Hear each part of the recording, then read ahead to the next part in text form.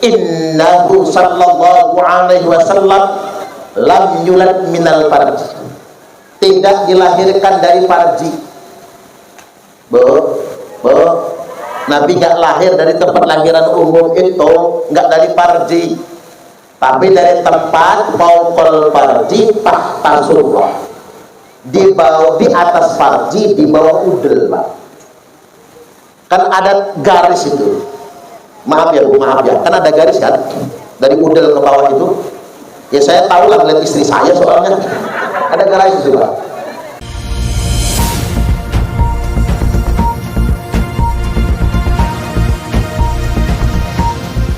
Kadang-kadang agak serius nih, kadang-kadang.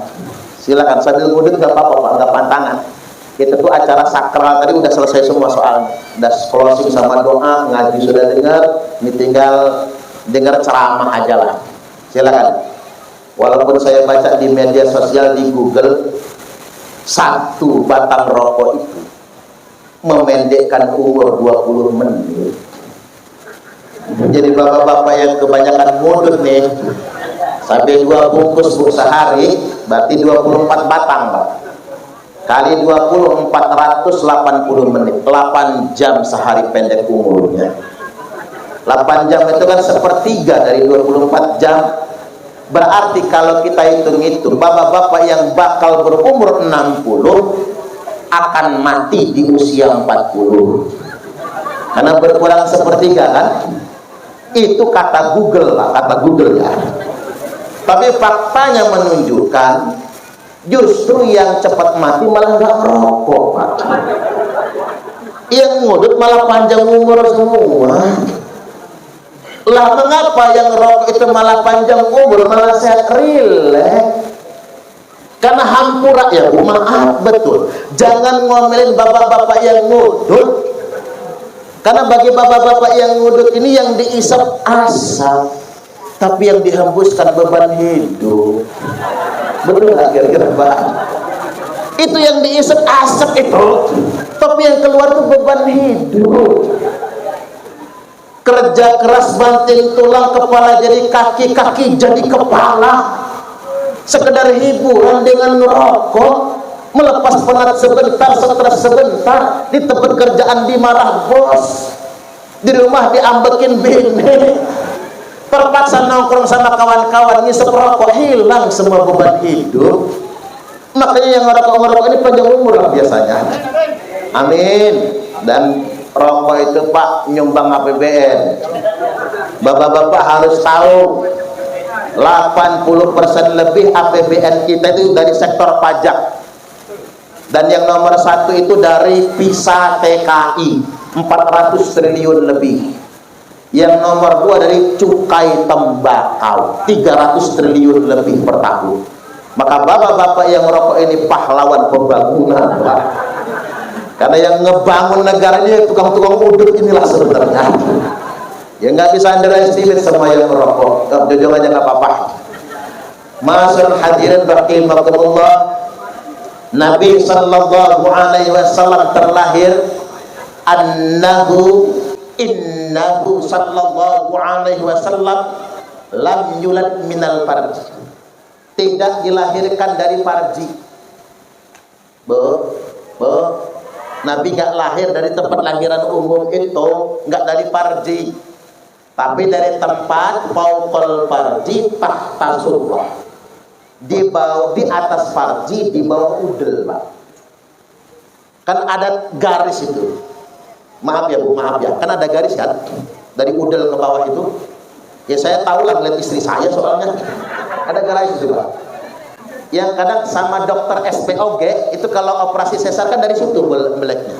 Kan ada yang dari atas ke bawah, ada yang nyampe kan, tergantung kondisi ibu yang hamil itu, Bapak Ibu. Nah dari situ makanya ada argumentasi yang mengatakan Nabi lahirnya sesar gitu. Ya gara-gara itu, gara-gara keterangan itu. Dan jangan salah, sesar itu sesuai dengan syariat, Pak. Mengapa sesuai dengan syariat? Garis itu kan sudah petunjuk dari Allah. Dulu angka kematian bayi dan ibu melahirkan sangat tinggi. Sejak ada teknologi sesar, menurun angka kematian bayi dan ibu melahirkan. Dan dulu sesarnya dijahit, sekarang sudah modern Pak. Sesar nggak pakai dijahit, langsung dilem aja, langsung rapet dia, dilem saja. Jadi kalau dulu Nabi itu disesar sang ibunda, cuman ditempel lagi, nempel lagi, itu masuk akal sesuai dengan sains ilmu pengetahuan. Bahkan hari ini Cina dengan teknologi satelitnya, kan diembargo Cina, nggak boleh pakai satelit bikinan Amerika maupun Eropa. Maka Cina nerbangin satelit sendiri, yang ampas satelitnya itu sampai kemarin tuh di atas langit Lampung ini. Pak, kira rudal Iran itu Pak, kan sempat kemarin tuh ya, yang itu kan ampas satelit Cina yang diterbangkan dengan teknologi terbaru dari Cina. Dokter di Cina bisa melakukan operasi medis termasuk sesar dalam jarak 5.000 km lebih.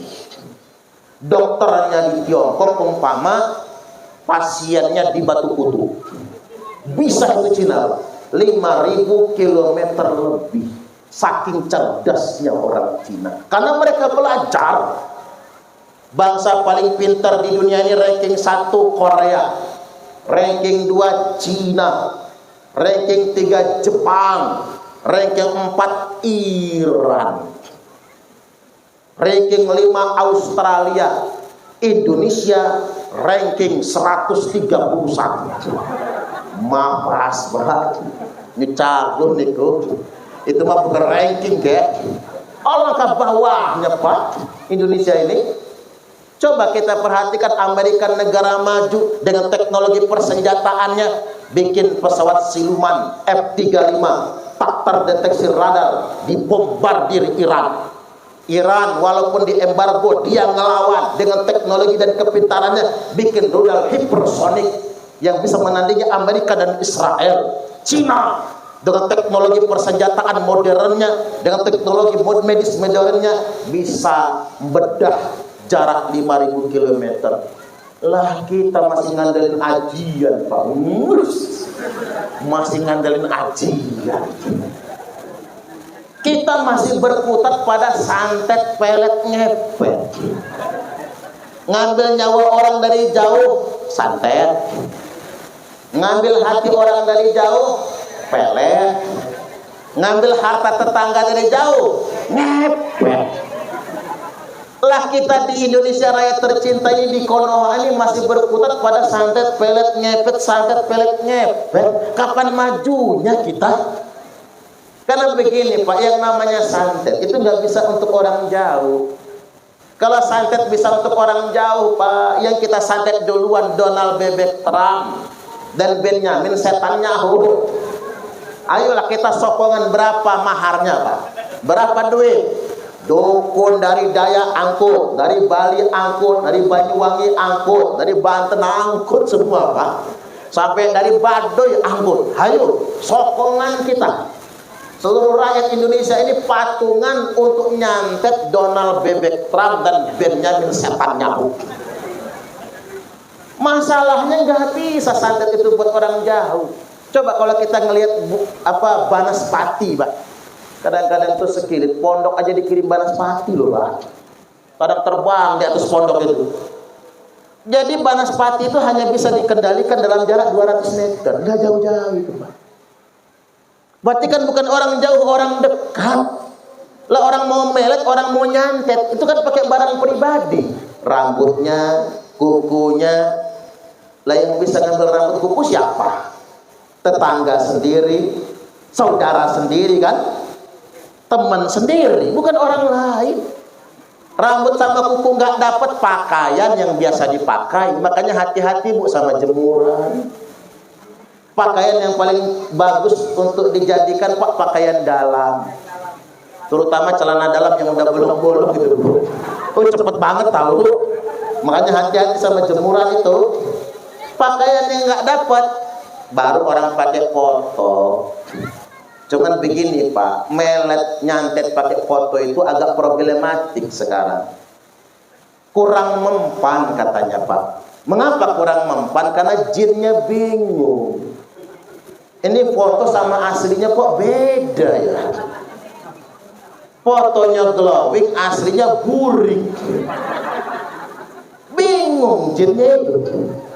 Makanya ada pantunnya, dari mana datangnya cinta? Dari Facebook turun ke WA. Dari mana datangnya kecewa? Pas ketemuan mukanya beda.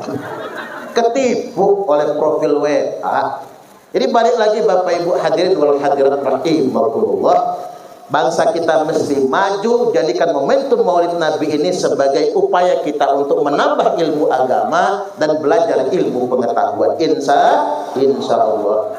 Wa min karamati 'ala Allah, dan bagian dari kemuliaan untukku di sisi Allah, kata Nabi, an wulidtu mahtunan walam yara ahadun sawati. Bagian dari kemuliaanku di sisi Allah, aku lahir mahtunan, kata Nabi, sudah tersunat.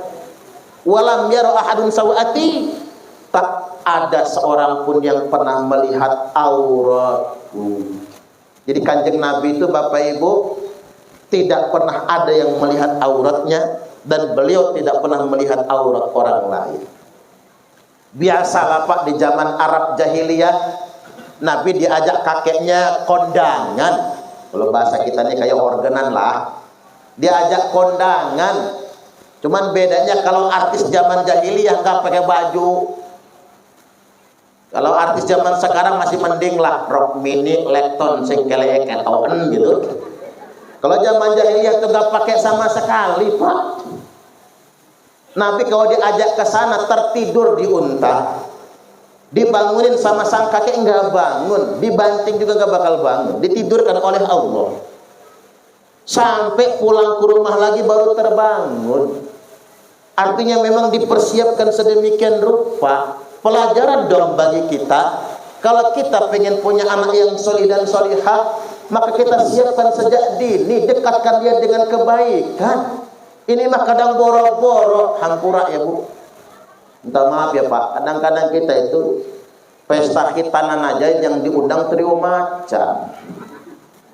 Coba kalau khitanan yang diundang Pak Parman suruh ceramah gitu, atau Segi Pari suruh ngaji. Kalau bisa ngajinya sejam setengah Pak, sampai kelengar dia, yang penting amplopnya kan, sama isinya. Ya kita dekatkan anak kita dengan kebaikan Bapak Ibu. Karena bagian dari upaya kita mengkondisikan agar dia menjadi anak yang solih. Mudah-mudahan anak kita solih-solihah semua. Allahumma amin, amin ya rabbal alamin. Yang berikutnya pada kesempatan kali ini saya hendak mengingatkan, kita ini bukan cuman maulid, tapi kita juga Bapak Ibu sekaligus ngehol. Karena Nabi itu sama-sama lahir dan wafatnya di Senin bulan Rabiul Awal. Cuman beda tanggal saja Pak, tapi sama-sama di bulan Rabiul Awal. Falamma jaa yaumul isnin min syahri Rabiul Awal. Tibalah hari Senin di bulan Rabiul Awal. Nabi sakit. Sakitnya Nabi itu Bapak Ibu sakit kepala. Ada nggak yang sakit kepala sekarang Pak? Kalau ada, jangan-jangan mau mati itu ya. Katanya sih sakit kepala itu menghapus dosa 40 hari 40 malam. Makanya kalau bisa Bapak Ibu kita di tiap bulan sakit kepala lah Pak. Terutama pas tanggal tua ya Pak ya. Atau cicilan jatuh tempo, itu menghapus dosa 40 hari 40 malam. Jadi Nabi sakit kepala hampir-hampir karena sakitnya, karena beratnya, beliau tidak bisa ngimami sholat subuh. Minta Fatimah sampaikan kepada Abu Bakar agar dia yang jadi imam. Abu Bakar bukannya ngimamin, malah nangis, ngegeblak. Saya nggak mau sholat kalau bukan Nabi yang jadi imam. Maka dengan terpaksa dipapah masuk ke mihrab. Selesai ngimamin sholat, thumma qa'ada linnas, Nabi duduk menghadap ke makmum. Lalu beliau bersabda, ya ma'syarul muslimin, wahai segenap kaum muslimin, hari ini kayaknya sih aku akan segera meninggalkan dunia. Wa hadza awwal yaumi minal akhirah, hari ini adalah hari pertama saya tinggal di akhirat. Wa akhiru yaumi minad dunya, dan hari terakhirku tinggal di dunia. Sahabat nangis, semua merebes air mata. Nabi beranjak dipapah masuk ke kamar. Maka ketika sampai di kamar, datang malaikat Israfil. Keluar Fatimah. Kata Fatimah, Rasul sedang sakit, nggak bisa nyambut kamu. Kamu pulang aja lagi. Pulang malaikat, Pak. Beberapa waktu kemudian saat itu juga datang lagi. Bapakku lagi sakit, nggak bisa nyambut kamu. Pergi sebentar, datang lagi. Lah kan sudah tak bilang, Rasul lagi sakit, kamu kesini lagi kalau sudah sembuh. Kan kedengar karena ada suara gak tinggi. Nabi dengar dari kamar, ya Fatimah, man alal bab. Siapa di depan pintu rumah kita ini? Kata Fatimah, rajulun a'rabi, badoy. Orang badoy ya Rasul. Udah 3 kali dia datang, balik lagi, nggak bisa dikasih pengertian. Enggak, kata Nabi. Ciri orangnya kayak apa? Orangnya sih sopan, tapi matanya tajam. Matanya tidak pernah berkedip. Itulah ciri malaikat Israfil. Dia nyamar jadi siapapun, Pak, matanya tidak akan pernah berkedip. Makanya bapak-bapak kalau sudah ketemu yang kayak gitu, siap-siap itu lah. Karena orang yang sudah jadi camat, calon mati, 40 kali dalam satu hari dipelototin malaikat Israfil. Apalagi yang mau mati namanya Suparman, Pak. Karena banyak yang nama Suparman itu banyak soalnya. Takut salah orang, kan begitu. Kata Nabi, bagaimana lagi orangnya? Begitu aku beradu pandang, kata Fatimah, bergidik jantungku, berdiri bulu kuduku, terasa copot semua persendian tulang belulangku. Atadruna man huwa ya Fatimah? Tahu kamu siapa dia wahai Fatimah? Lah, aku nggak tahu. Huwa hadibun laddat. Dialah yang mencabut segala macam kelezatan. Dialah malaikat Israfil. Nangis Fatimah. Israel masuk, kata Nabi. Assalamu alayka ayyuhan nabi. Alaika salam ya Israel.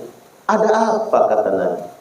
Kamu datang ke sini ingin bertamu atau ingin mencabut nyawa? Kata Israel, Muhammad, saya datang ke sini ingin bertamu sekaligus ingin mencabut nyawamu. Kalau boleh Muhammad, kalau enggak boleh aku pulang lagi. Subhanallah. Kalau saya ditanya begitu tak suruh pulang dia, Pak. Lu enggak usah datang lagi ke sini, kata saya.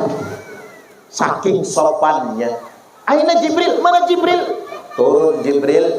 Jibril, kata Nabi, kamu tahu aku akan mati hari ini? Tahu Muhammad. Akhbirni mali indallahi minal kiramah. Kabarkan kepada aku apa kemuliaan yang dijanjikan di sisi Allah. Kata Jibril, semua pintu langit udah dibuka, semua pintu surga udah dibuka. Malaikat baris nyambut kedatangan ruh. Alhamdulillah, kata Nabi. Lalu bagaimana nasib umatku? Gak usah khawatir Muhammad. Allah haramkan surga ala sairil umam, untuk semua umat, hatta tadkhuluha ummatuka, sehingganya umatmu yang duluan masuk surga. Kalau gitu, kata Nabi, tenang saya. Israel mulai cabut nyawa sekarang. Dicabut nyawa Nabi pelan-pelan, Bang. Yang pertama kali mati telapak kaki. Makanya begini Bu, kalau telapak kaki sudah melengkung, nggak lama lagi 3 hari paling lama umurnya. Coba periksa telapak kaki masing-masing. Kalau sudah melengkungnya buat persiapan ya Pak. Katanya sih Bapak Ibu, orang yang sudah mau mati takaran 40 hari kira-kira Pak, itu terjadi kedutan di udelnya. Kejadian itu ba'da asar sampai maghrib. Mengapa? Karena ada pohon ajal. Di pohon ajal itu ada daun yang bertuliskan nama kita. Begitu daun yang bertuliskan nama kita itu jatuh, maka otomatis konek ke udel kita, langsung kedutan. Dan itu terjadi habis asar. Umpama nih daun yang tulisan poniran misalnya Pak, ya jangan diaminin tapi ya Pak ya, langsung kedutan itu 40 hari lagi. Tulang belakang kalau sudah tinggal 3 hari 7 hari itu Pak, tulang belakang lepek, terlentang di lantai itu rata, nggak bisa lagi diselip telapak tangan kita. Nah duduk pun mesti cari senderan Pak, kayak nyender-nyender itu ya. Ya kalau nggak bisa tegak lagi siap-siap aja deh. Ya makanya mati itu kan ada alamat. Saya sampaikan kayak gini biar kita ini matinya husnul khotimah semua. Udah tahu alamat matinya udah deket, masih aja karaokean Pak. Lagi nyanyi mati dia. Iya sih, saya nggak mau memponis su'ul khotimah kan. Lagi joget di panggung mati, saya nggak berani mengatakan su'ul khotimah Pak. Wallahu a'lam, karena itu rahasia Allah. Cuman nggak enaknya kan jadi cerita 7 turunan Bapak Ibu. Jadi omongan orang Pak, nggak enak itu. Makanya ingat umur. Kalau sudah ada tanda-tanda mendekat ke sana, udahlah banyakin ngaji, banyakin ke mushola, banyakin ke masjid, memakmurkan masjid. Insya Allah harus begitu. Ya kalau ukuran husnul khotimah wallahu a'lam, Allah Maha tahu. Ada ustaz mati di pemandangan. Tahu pemandangan enggak, Pak? Jangan pura-pura enggak tahu, Pak. Saya aja tahu sama pemandangan, tahu saya. Saya sering juga Pak ceramah ke sana itu. Bahkan beberapa kali pembinaan ideologi Pancasila, Bapak Ibu. Pinter juga mereka pakai kerudung, Pak. Pinter. Jadi ada ustadz mati di pemandangan, ada preman mati di masjid. Mak-mak sudah mulai nyinyir. Kebalik kata mak-mak. Masa ustadz mati di tempat gede doang? Nah preman mending mati di masjid. Ntar dulu Bu, jangan underestimate. Preman yang ustadz yang mati di pemandangan bukan lagi zina, ternyata lagi dakwah Pak. Sedang dakwah dipeluk cewek, kaget serangan jantung, mati dia. Ya kan mati lagi dakwah husnul khotimah, nggak pernah dipeluk cewek, akhirnya kaget serangan jantung tadi itu Pak. Lah preman mati di masjid, apalagi sholat, ternyata bukan, lagi maling ampli, kesetrum, matilah dia akhirnya. Jadi wallahu a'lam Bapak Ibu, ini urusannya rahasia dari Allah Subhanahu wa ta'ala. Ya harapannya kita semua mati husnul khotimah, amin. Jadi tarik nyawa Nabi sampai di lutut, sampai di pinggang, sampai di udel, sampai di dada. Ketika nyawa Nabi sampai di dada, beliau berwasiat, usikum bis sholati wa ma malakat aimanukum. Aku wasiatkan kepada kalian semua, kata Nabi, jaga sholat. Lah enggak muluk-muluk lah Pak. Nasihat inti dari maulid Nabi itu wasiat Nabi aja, jaga sholat. Jangan sampai kayak kata orang sholat subuh, sholat zuhur mepet asar, asarnya nunggur maghrib, maghribnya mentok isya, isyaknya ketiduran, subuhnya kesiangan. Ketiban sholat subuh niatnya usat di fardhu subuhi rakaataini mustaqbilal qiblati, kodoan lillahi ta'ala.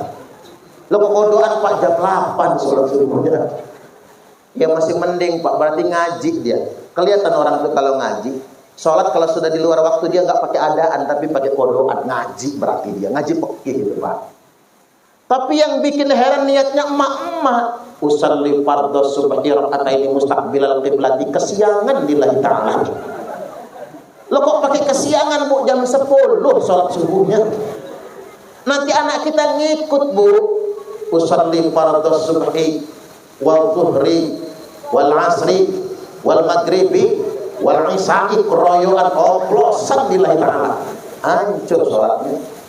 Ada yang lebih hebring lagi, subuh maraton, zuhur ke salon, asar main badminton, maghrib mainin handphone, isya nonton sinetron, mati kena smackdown yang malaikat Israel. Saya ini benar-benar mengalami Pak, seperti lagu dipukul di palu sehari-hari, yang kayak lagu itu kan, itu mengalami Bapak. Begini ceritanya Pak, tetangga kita itu mati kayak masuk angin dulu itu loh Pak, mendadak sehat walafiat mati, dikubur kan. Lah tiap malam sejak dikubur keluarganya mimpi semua. Mengatakan begini si ahli kubur, saya masih hidup, gali kuburan saya. Karena saya ini belum mati. Datang ke kubur bingung Bapak Ibu. Mau digali apa enggak nih kuburan? Seminggu, 2 minggu, stres Pak keluarga itu. Banyak yang kemudian kayak orang linglung. Karena mereka galau. Ingin ngegali kuburan itu, digali apa enggak? Habis 3 minggu, 21 hari, datang ke saya, minta betul fatwa saya. Kira-kira digali enggak? Maaf kata saya, sudah berapa hari mimpinya? Sudah 3 hari ini enggak mimpi lagi. Sebelumnya mimpi terus. Mimpi terakhir kayak mana? Mimpi terakhir dia dipukul pakai palu. Palanya pecah, godem itu Pak, darahnya menutup ke muka. Kata saya, alamat mimpi sudah menunjukkan dia sudah meninggal dunia. Barangkali kata saya, kalau sebelum mimpi itu kita gali, hidup lagi tuh orang. Kalau ada Pak orang 2 minggu di kuburan hidup lagi, viral sedunia internasional ini, kalau ada ya, kalau ada gitu. Tapi alamat menunjukkan kata saya sudah mati. Karena mimpi kayak gitu.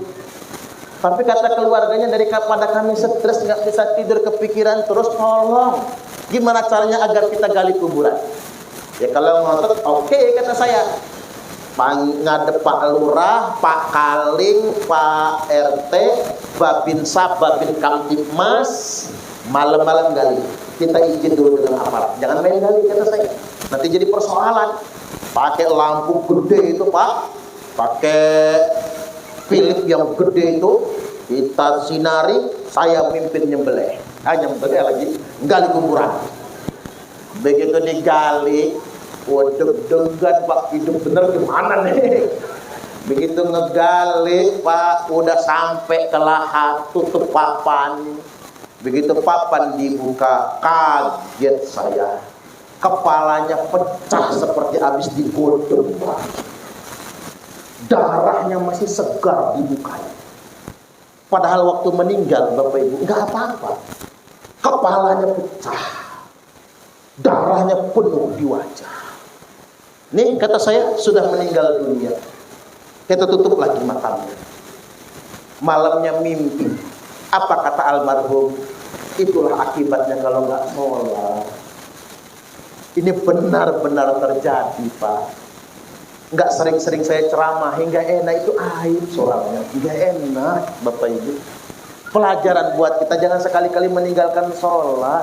Apa sih repotnya sholat? Ya Pak ya, sholat zuhur wayahnya kita istirahat. Apa sih Pak kerjaan yang nggak ada istirahatnya? Sholat asar emang sudah wayahnya selesai kerjaan. Ya belum selesai hari ini, besok lagi ge.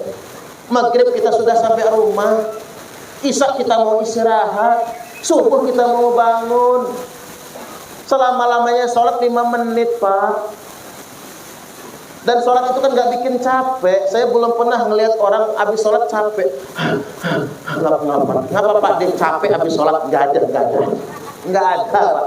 Orang kerja capek banyak, orang makan capek aja banyak. Habis bakso 5 mangkok, gak bisa napas lagi dia. Jaga sholat. Kalau bisa kita makmurkan musola kita ini. Jangan sampai dia yang adzan, dia yang qomat, dia yang imam, dia makmumnya toh. Ini di sana Pak. Nggak tahu kalau di sini. Jangan sampai sedemikian rupa. Ada cerita di muadzin kampung, namanya Poniran Pak.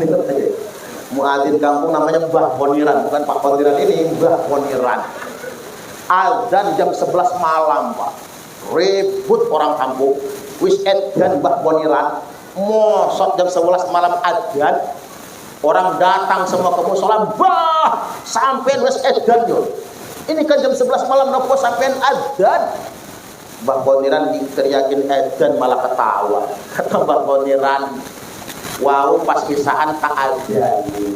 Sampean enggak ada yang datang. Ini jam 11 malam di azan kok pada ngumpul.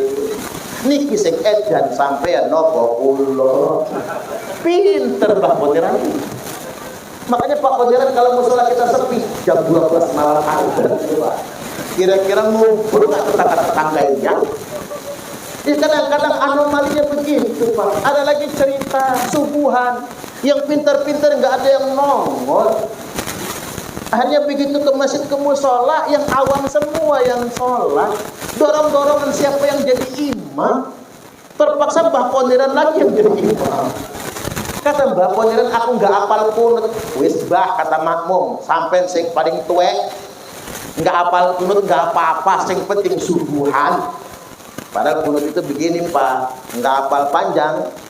Allahumma hdini fiman hadait, Allahumma hdina fiman hadait. Itu aja dibaca gak apa-apa 7 kali misalnya.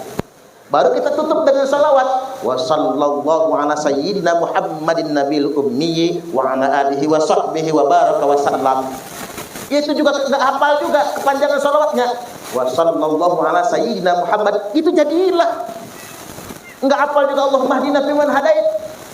Boleh baca doa yang lain. Rabbana atina fid dunya hasanah wa fil akhirati hasanah wa qina adzabannar. Tutup salawat. Asal jangan Allahumma barik lana bima razaqtana wa qina adzabannar. Bangetan itu doa mau makan deh. Yang penting kan doa berdirinya itu Bapak Ibu. Nah ceritanya Mbah Poniran enggak hafal pun. Wis Mbah kata makmum, sing penting subuhan. Oke, kata Mbah Poniran. Begitu Mbah Poniran ngimamin salat, Pak. Rakaat pertama lancar, Fatihah sama kulhu. Begitu rakaat kedua habis Fatihah Mbah Poniran meneng, diam dia. Enggak baca surat Pak. Makmum sudah mulai ngode. Mbah Poniran masih meneng juga. Aham. Tambah rame yang aham. Mbah Poniran noleh ke belakang. Boleh baca kulhu lagi enggak ya? Kata makmum, boleh Mbah. Ya hancur sholat kok ngobrol. Tapi kita nggak bisa nyalahin. Yang pintar-pintar nggak nongol. Ayo kita makmurkan musola kita ini. Apalagi ada dengar-dengar musola ini pengennya jadi masjid. Kan masih agak jarang di sini. Ya yang penting kita siap memakmurkan. Jangan sampai masjid putus adzannya Bapak Ibu. Jadi kita sanggup memakmurkan. Mudah-mudahan musola kita tambah ramai. Amin. Kita lanjutkan wa ma malakat aimanukum. Wasiat Nabi yang kedua, dan amanah tanggung jawab kalian. Kan diterjemahkan dulu ini budak sahaya Bapak Ibu. Cuman itu kan tidak luas terjemahannya. Yang benar adalah tanggung jawab amanah. Jadi kepala rumah tangga itu amanah. Suami yang baik rumah tangga tentram. Iya Pak ya. Jadi ibu itu amanah. Ibu yang baik anaknya solih dan solihah. Jadi kiai amanah Pak ngerumat santri. Jadi ustadz juga amanah. Kalau nggak amanah Bapak Ibu, santri dilalaikan. Ya saya bukan nyeramahin orang, nunjuk ke sini sendiri. Amanah jangan sampai disia-siakan. Apalagi kayak di berita-berita itu nilai setitik merusak susu sebelanga. Jangan sampai, karena ngapa ada satu yang cabul, pesantren se-Indonesia kena semua. Ya Pak ya. Padahal itu kelakuan oknum. Makanya sering saya sampaikan, kalau nggak mau tergulung ombak, jangan bermain di tepi pantai. Kalau nggak mau jatuh ke jurang, jangan bermain di bibir tebing. Jangan nyerempet-nyerempet. Masuk angin dikit yang ngerokin santri putri, bisa ada Pak. Dipijitin santri putri sekali 2 kali 20 kali nggak apa-apa. Udah 71 kali Pak, imannya kuat, imronnya yang nggak tahan. Jangan nyerempet-nyerempet. Itu amanah. Karena mengapa kena semua nantinya. Pesantren itu kan ada 42.000 pesantren. Yang kelakuannya kayak gitu paling 1, 2, 3, 4, 5 katakanlah 100, nggak nyampe 1%. Gimana dengan pesantren-pesantren di Banten yang karomahnya luar biasa, di Jawa yang karomahnya luar biasa. Pesantren terbanyak di Indonesia ini ranking 1 Jawa Barat Pak. Pesantren terbanyak itu Jawa Barat. Nomor 2 Jawa Timur, nomor 3 Jawa Tengah, nomor 4 Banten, nomor 5 Nanggru Aceh Darussalam, nomor 6 Lampung. Lampung itu pesantren terbanyak nomor 6. Masjid terbanyak di Indonesia ini ranking 1 Jawa Timur, Jawa Barat. Ranking 2 Jawa Tengah, ranking 3 Jawa Timur, ranking 4 Sulawesi Selatan, ranking 5 Lampung. Maka penting untuk menjaga marwah pesantren. Nah, termasuk jabatan pemerintah itu amanah, jaga amanah, jangan korupsi. Korupsi merajalela di negeri kita ini. Banyak orang pintar tapi keblinger. Apa kata Pak Presiden Prabowo? Indonesia negeri yang kaya, tapi mengapa rakyatnya miskin? Jadi Pak Prabowo kasih kayak gitu. Lah Bapak Ibu, Prabowo aja nanya, apalagi saya. Negeri kita ini kan dibentangkan garis khatulistiwa, negeri yang subur makmur, hijau ranau, seakan-akan surga pernah bocor. Bapak Ibu, bocoran surga itu ya Indonesia raya tercinta ini. Dan lautan hanya kolam susu, jaring dan jala cukup menghidupimu. Tiada badai, tiada topan kau temui, ikan dan udang menghampiri dirimu. Orang bilang tanah kita tanah surga, tongkat kayu dan batu jadi tanaman. Tongkat kayu dan batu jadi tanaman. Saking kayanya Indonesia raya tercinta. Tapi mengapa rakyatnya miskin? Karena korupsi merajalela. Ini ada anekdot Pak. Proyek ngecat kantor gubernur di tender, kan nggak boleh kalau nggak di tender Pak. Nanti ketangkap KPK nanti. Di tender, pemborong yang nender ada 3, asal Cina, Tiongkok, asal Amerika, dan asal Indonesia. Maju pemborong Cina. Kata si Cina, saya sanggup 2 miliar. 1 miliar untuk beli jet modal, yang 1 miliar untuk upah tukang. Ditanya oleh pejabat, untung kamu dari mana? Yang dari 1 miliar upah tukang ini kami berbagi untung buat kami. Untung dikit jadilah, yang penting nggak rugi. Cara kerja Cina memang efisien Pak, nggak mahal-mahal orang Cina. Makanya orang Cina kalau dagang nggak pernah kemahalan kan? Kita yang kemahalan itu. Makanya kadang kita ngamuk sama Cina, pakai apa Cina kok laris? Uang dia nggak mahal kok. Maju pemborong dari Amerika atau orang Amerika, kami nender 3 miliar, lebih mahal 1 miliar. Bagaimana hitungannya? 1 miliar modal kerja, yang 1 miliar upah pekerja, yang 1 miliar profit keuntungan kami. Kami nggak mau rasional orang Amerika. Logika kitanya yang menang tender itu orang Cina loh, karena lebih murah, lebih efisien. Tapi belum bisa diputus karena ada satu pemborong belum presentasi. Maju pemborong Indonesia asli, namanya Tukimin. Maaf kalau ada Pak Tukimin, namanya Tukimin. Kata Tukimin, saya 5 miliar. Pikir yang lain, nggak akan menang nih, kemahalan.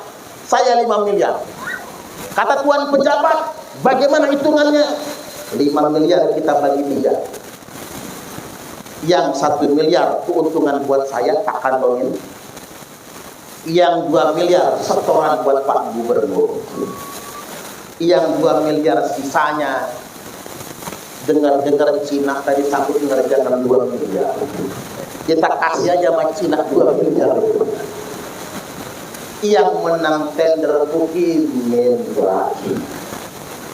Inilah Indonesia raya tercinta. Semuanya dijadikan bantahan, semuanya dijadikan proyek. Ini Indonesia raya tercinta ini. Termasuk MBG, Mas Bahlil Ganteng. Kalau kata peneliti dari UI, Bapak Ibu, MBG itu 20% dimakan, 80% dibuang. Berarti 20% jadi tai, 80% jadi sampah. Anggarannya sampai 335 triliun. Itu kalau dibelikan sebelah semua tenggelam lambung sama laut sebelah itu Pak. Makanya usul sama pemerintah, ganti aja sih MBG itu dengan program sekolah bebas biaya dari SD sampai sarjana. Betul? Ya biar dengar tuh pemerintah.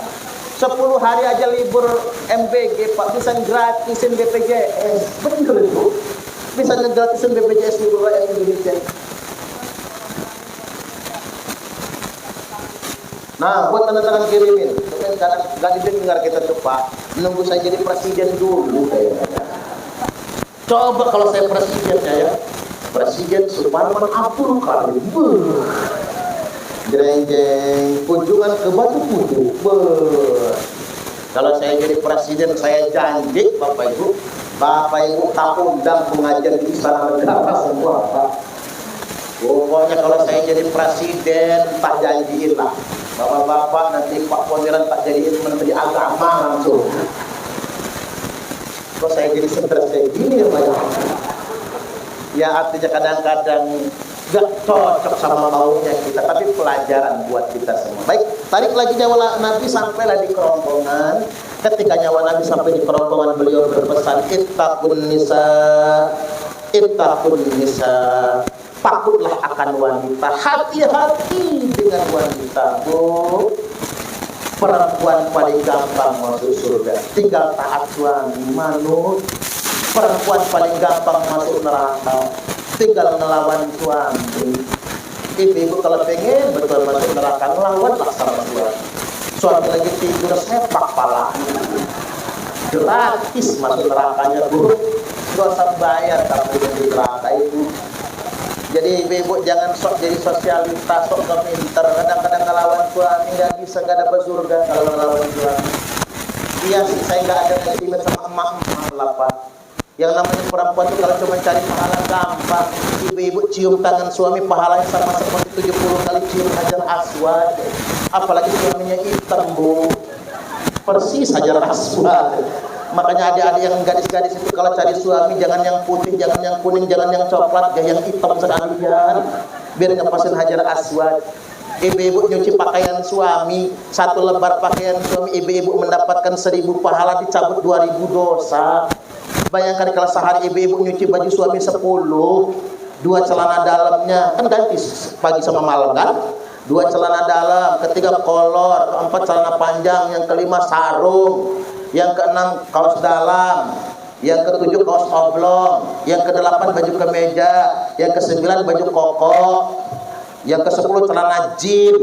10 saja ibu nyuci baju suami sehari, ibu-ibu akan mendapatkan 10.000 pahala, dicabut 20.000 dosa. Makanya Bu, kalau habis bikin dosa nyuci baju, bajunya sudah bersih semua, tanya lakinya, Pak bajunya kolornya mana Pak? Ya gua pakai lama, lepas Pak. Kirain mau ngajak apaan dia, ternyata nyuci kolor ya. Gampang cari pahala. Tarik lagi nyawa Nabi sampai di batas yang paling akhir, hilang suara beliau, ditempellah kupingnya Imam Ali karramallahu wajhah, terdengar 2 kalimat, ummati, ummati, ummaku, ummaku. Wafatlah Nabi di usia 63 tahun, Senin, bulan Rabiul Awal, tahun ke-11 Hijriah. Baru dimakamkan pada Selasa malam Rabu, khusus jenazah Nabi, karena malaikat bergiliran menyolatkannya. Lalu Nabi dimakamkan di kamar Sayyidah Aisyah. Makanya makam Nabi dipijing Pak, di marmer, karena beliau dimakamkan di kamar istri sendiri. Makanya ilmu buat ibu-ibu di luar itu, kalau suami meninggal ya Bu, kuburkan saja di kamar ibu. Enak aja kata mama, udah hidup gua disusahin, mati gua ditopongin, sampai kiamat rumahnya nggak laku jual. Artinya Bapak Ibu, kalau seandainya kita dimakamkan di tanah wakaf, jangan sembarangan ngijing sebelum izin nadir tanah wakaf. Orang NU sebenarnya itu nyontoh Hadratus Syekh Kiai Haji Hasyim Asy'ari, nyontoh Kiai Wahid Hasyim, Kiai Abdurrahman Wahid, ulama-ulama kita Pak Syekh Abdul Karim Tanara sebagai salah satu tokoh besar melawan Belanda. Nggak ada yang kuburannya dibikin topping-topping, nggak ada. Kuburannya di mewah-mewahan tuh nggak ada, cuma dikasih batas aja Bapak Ibu. Jadi jangan berlebih-lebihan terhadap makam. Nggak boleh juga yang sedemikian rupa itu. Jadi apalagi itu bukan tanah kita, kita boleh ngijing kalau di tanah kita sendiri. Tapi kalau tanah wakaf, apalagi numpang tanah orang, jangan sekali-kali ngijing sebelum minta izin kepada yang berwenang. Baik, ini saja apa yang saya sampaikan pada kesempatan malam ini. Mudah-mudahan ini semua bermanfaat Bapak Ibu. Kalau ada kata-kata yang tidak berkenan, saya mohon dimaafkan. Mudah-mudahan ini menjadi asbab kebaikan untuk kita semua. Al-hijratu rihlatu hadina hamalal islam lana dina. Al-hijratu rihlatu hadina hamalal islam lana dina. Fassalamullahi alal hadi wal kaunu yuraddidu amina. Fassalamullahi alal hadi wal kaunu yuraddidu amina. Rahala siddiqu anid dari fi suhbati khairil abrari. Rahala siddiqu anid dari fi suhbati khairil abrari. Salawatullahi tubarikuhu, salawatullahi tubarikuhu, mala'ad dunya bil anwari.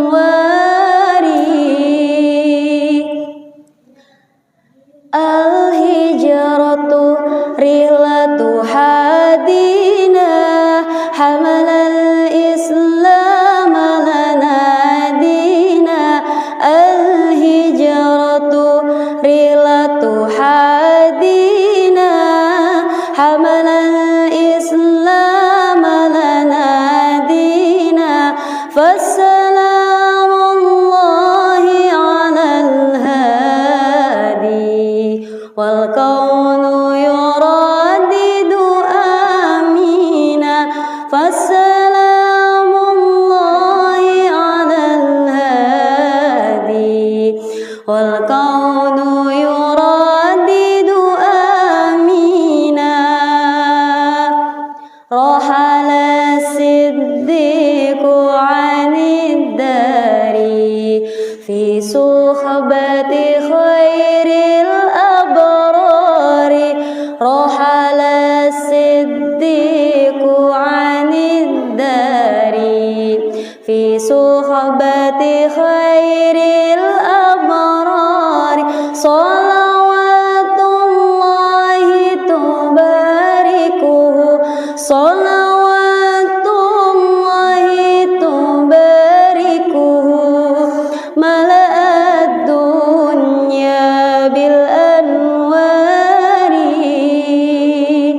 Al-hijratu rihlatu hadina hamalal islam lana dina. Al-hijratu rihlatu hadina hamalal islam lana dina.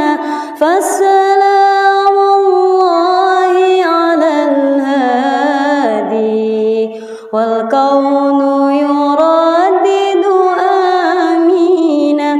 Fassalamullahi alal hadi wal kaunu